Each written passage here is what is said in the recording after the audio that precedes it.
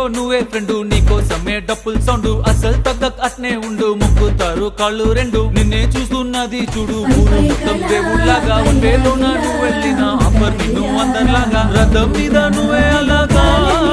దూసుకెళ్తా ఉంటే అపోయమాగా CM PM ఎదురే వచ్చినా నువ్వు సలాం కొట్టే పనే లేదుగా ముందర్లాగా ఈజీగా నిన్నే కలుసుకోలేరుగా నీతో ఫోటో దిగాలన్నా సచ్చేటంత పనవుతుందిగా